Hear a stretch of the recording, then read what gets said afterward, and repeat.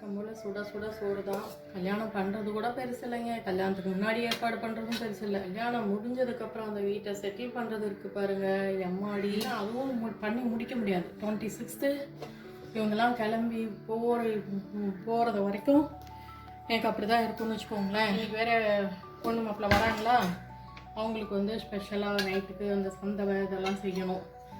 So நாளைக்கு மறு விருந்து, அந்த பிஸி. அதுக்கப்புறம் ஒரு விருந்து, அந்த பிஸி. அதுக்கப்புறம் இவங்கெல்லாம் கிளம்புறாங்க ஒவ்வொருத்தராக. எல்லாத்தையும் அனுப்பிச்சி விட்டு 26 27க்கு மேலே தான் என்னால் வந்து வீட்டை வந்து இந்த க்ளீன் பண்ணுற வேலையை முடிக்க முடியும்னு வச்சுக்கோங்களேன். ஆரம்பிக்கணும். அதுக்கப்புறம் எனக்கு எவ்வளோ நாள் போகுதோ தெரியாது. சாம்பார் பெருசாக ஒன்றும் சமைக்கலை இன்றைக்கி. ஏன்னா நாளைக்கு வந்து விருந்து. அதுவும் இல்லாமல் இன்றைக்கி சின்ன பொண்ணு வந்து அவங்க மாமியார் வீட்டில் சாப்பிட போயிட்டாங்க. அதனால் நாங்கள் மட்டும்தான். சாம்பார் வச்சுட்டு வாழைத்தண்டு, அந்த மரம் கட்டுவோம்ல, அது வெட்டணும். அதில் இருந்த தண்டு பொரியல் பண்ணியாச்சு.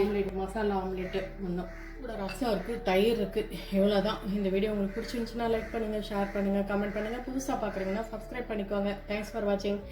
அதுக்கப்புறமா உங்களுக்கு வந்து வெட்டிங் வீடியோஸ் வந்து கொஞ்சம் ஏதாவது கிளிப்பிங்ஸ் போடுறேன் நான். Okay, thank you.